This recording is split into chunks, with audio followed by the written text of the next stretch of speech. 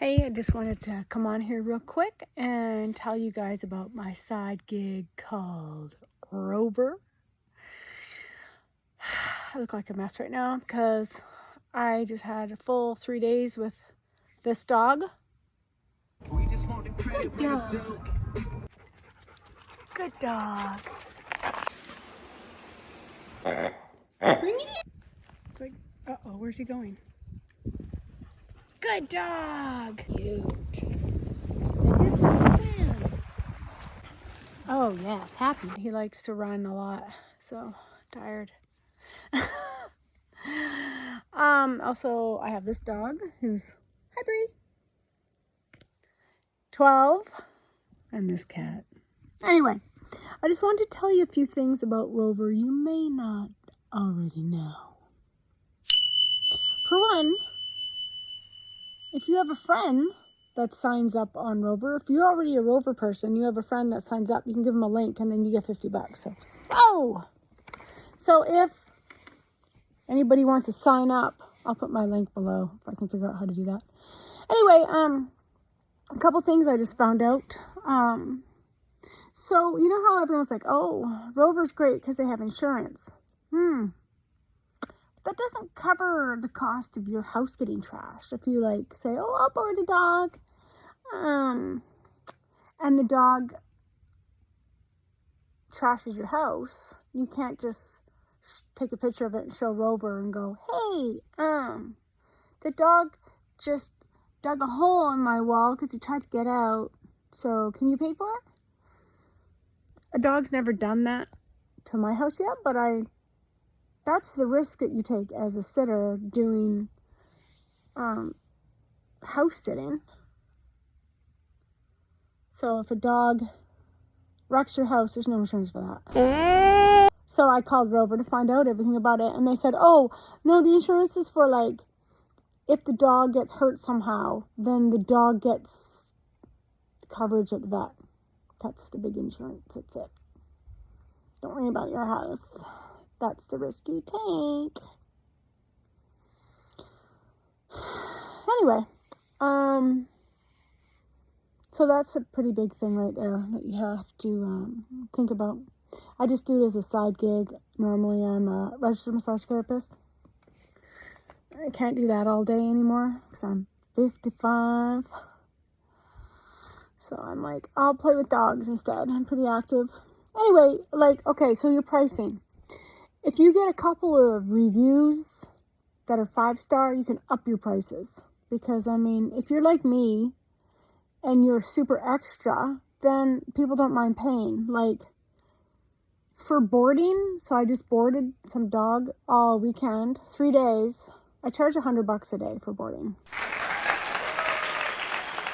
I don't care. I mean, it's like a full all-day thing for me it's sort of like Club Med around here. I'll put in some video right now. You see what kind of stuff.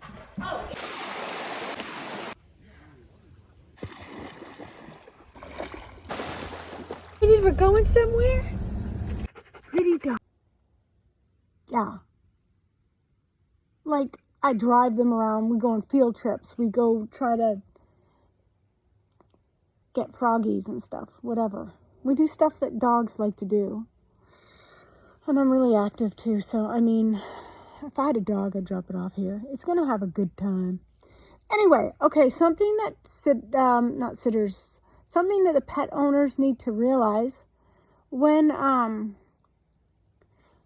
they hire a Rover sitter, and then at the very end, there's a section that says, hey, give them a review and a tip if you want. And they give 0 tip, probably not going to come back to you. If they give a tip, I'm like, yeah, I'll come back, whatever. But if there's no tip, like, I don't charge $100 to walk or anything. That's just boarding. I charge $35 to come walk your dog. And I'm extra. I do it for an hour no matter what because I feel sorry for the dog. It needs a good hour. And if I come over to deal with your cats, I'm going to, like, clean. This is what you should do if you want good tips. Say you're dealing with a cat. You do the normal stuff. Like, what does it want? Say 15 minutes of cuddling, if that. And then the cat's like, okay, I'm out. Don't just sit there and do nothing. Clean something. So what I do is I go to where the litter box is. You know how you have to clean the litter box? That's like everyone has to do that. Well, I scrub the top of it off. And then I take everything out of where the room where the litter box is. I take their carpet, haul it outside, shake it, take everything out of that room. There's always like a little broom and dustpan. I'm like, that doesn't do nothing. I find the vacuum cleaner and I just vacuum the whole room. Then I put everything back. It only takes like 5 minutes to do all that.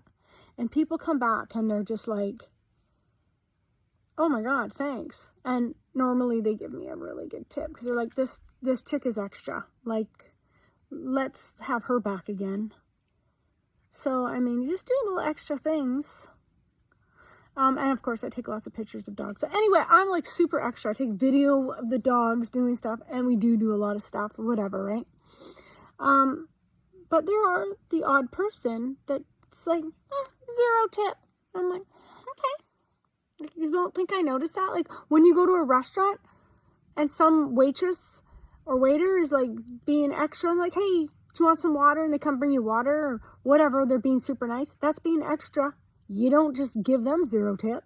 So if someone's dealing with your animals and your mess, you know, got to give a tip. If you don't, I never go, no, you didn't give me a tip when they ask if I want to come back. I just go, sorry, I'm looking after other dogs. That's my go-to answer. Sorry. I'm not appreciated there. So anyway, I mean, I even tried raising my rates. So I thought that'll make me feel better, but it doesn't. I need a tip. Okay. And also, like, I know there's a lot of people on YouTube saying, yeah, after I get the dog or animal the first time, I'm like, hey, let's not use the app anymore. Let's just go through my phone number and just pay me. I can see why they do that, because the pet owners pay 11% to use the app, and us sitters pay 20%. So like this weekend, my payment was $350, but I only actually get $280. So I can see why people do that. Of course, I don't.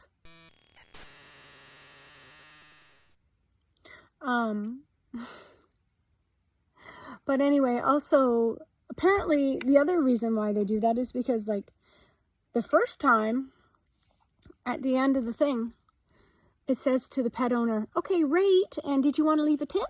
And the second time you deal with these people, their dogs or whatever, the same person, it doesn't ask you to rate them or give them a tip. It just goes, okay, you're done. What? So people are like, why would I want to do that again? I'm definitely not going to get a tip. They're not asked. So they have this new thing on Rover. You'll see, if you're looking for a sitter, beside their name, it'll say in yellow highlight, star sitter.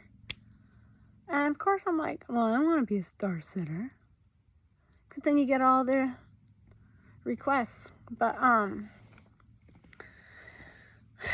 to be a star sitter, you have to have at least 2 repeat clients. And okay, I'm out right there. But anyway, you have to have like 4.9 on your reviews, whatever, yeah. And all within the last, repeat client within the last 6 months. So if you don't have a repeat client within the last 6 months, you go back to normal. And only certain towns have that. And they'll email you and go, you're a star sitter. So whatever. There's not many of them. It's annoying. It's a way for Rover to make us go, yeah, okay, let's use Rover again. So Rover says they pay you within 2 days after the job. Maybe it used to be like that, but now it's 4 days before I see it in my account, which is fine. It's fine as long as it gets there. I do worry though for the 4 days. I keep checking. So we need to keep track of our mileage or kilometers for income tax at the end of the year. So you can say, oh, yeah, I've done like 100 kilometers in a year and it cost me this much for gas, and here's the receipts. Because then, you know, you're working for yourself. You got to claim all your expenses, and then you can not have to pay so much income tax. So how I do it is there's an app called Driver's Note, and there's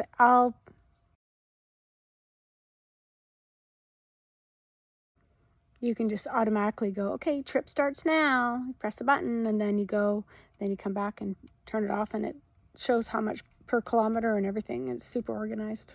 Something interesting is when you go to walk a dog, it'll say, okay, give them a half an hour walk or whatever. And so the GPS will follow you. And so you make sure you actually go for half an hour. You have to go for the whole half an hour. It'll follow you. One thing I think is a little bit of a ripoff. I mean, we're supposed to do these meet and greets, which is fine. But no one's paying us. So we're like driving out 10 minutes away or whatever, using our gas, go to the person's place, hear all about their dog and all its funny little needs or whatever.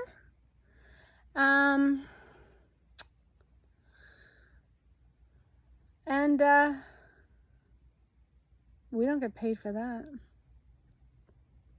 Like, what the hell is that all about? Why wouldn't we get like $5 at least? I mean, I'd feel bad if I was hiring someone to look after my animals. I'm like, yeah, just come give me a free meet and greet and tell you everything about my animal, all the weird quirks and where we keep everything. And then they come all the way here and I'm like, okay, thanks. And I interview 5 people and then pick one. I don't know, it just seems rude if they drive all the way up and they waste half a day. Why aren't we paid, like, throw us $5 in there for gas or something? Like, that's kind of ridiculous. I don't like that. Who made that setup? Like, I don't really care, right? I'm gonna get kicked off Rover now. Oh, well. Got other side gigs. Somebody texts you through Rover. They time that. They time to see how long it takes you to get back to them.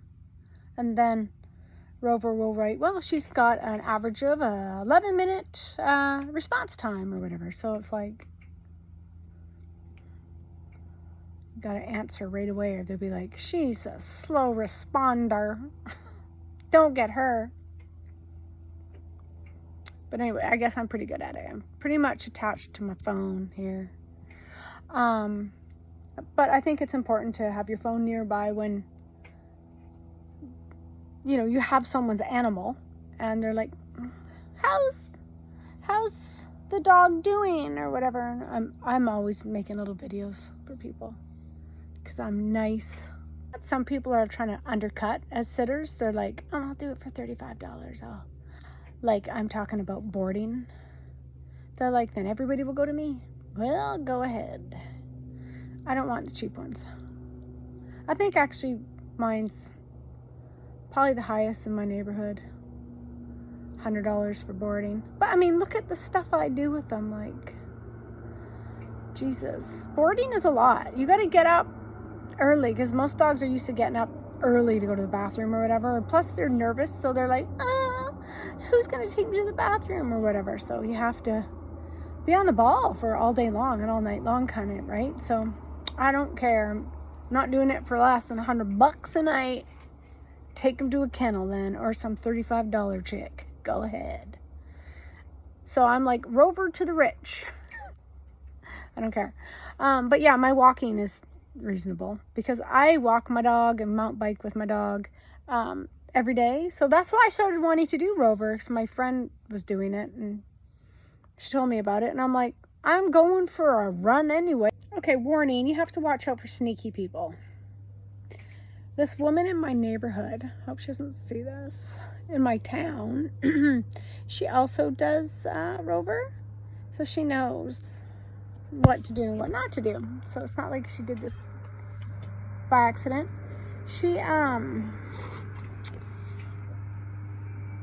She wrote, oh, can you come and house sit?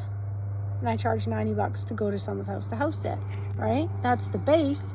And then you got to add stuff like your dog, chickens, horses, whatever the frig you have. She didn't. She just wrote house sit. And I was new to it. And I'm like, oh, okay, house sitting, okay. And so I did a meet and greet. And she goes, okay, well, I have the dog. We don't really need to walk him.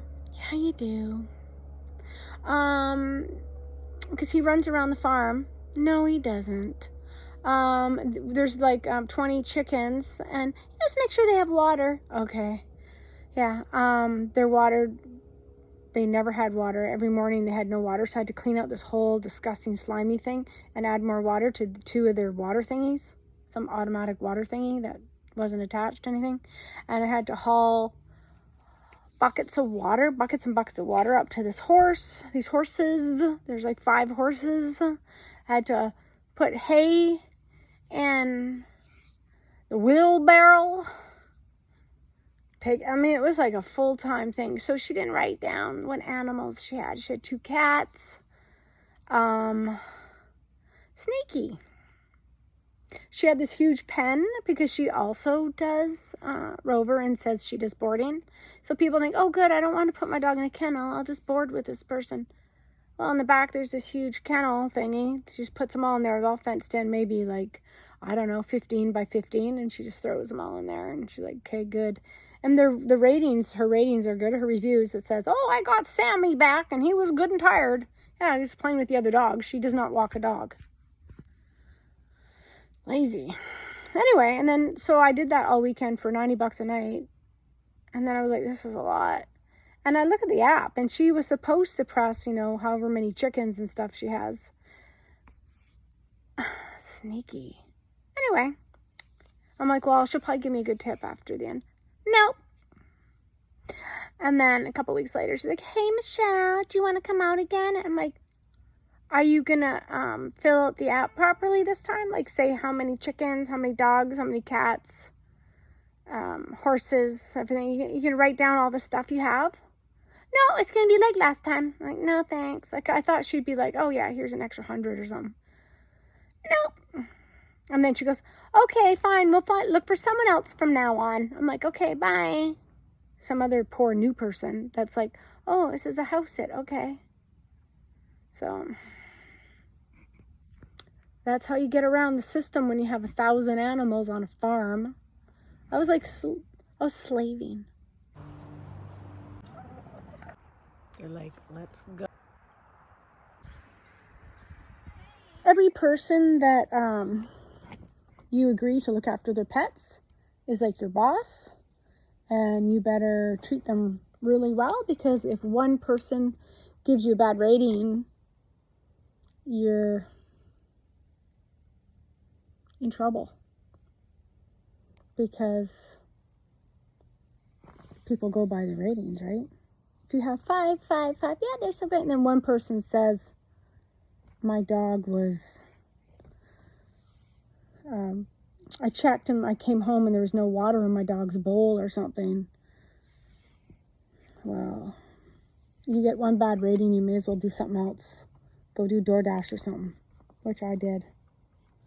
Wasn't that good. I wrecked my car.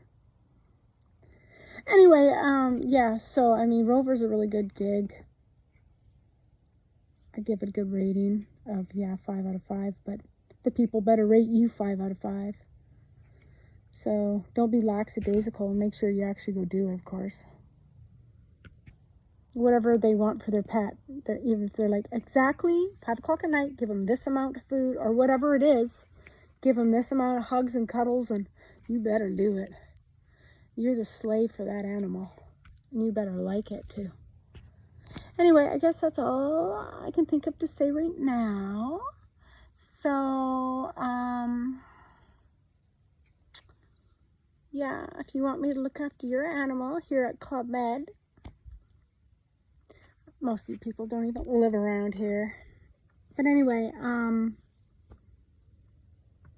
put your questions in the comments if you have any Rover questions, and I'll let you know my answer. I know quite a bit about stuff, but I can't think of anything right now. I just thought I'd come on real quick and state some facts. Anyway, all right. Peace out, Girl Scout.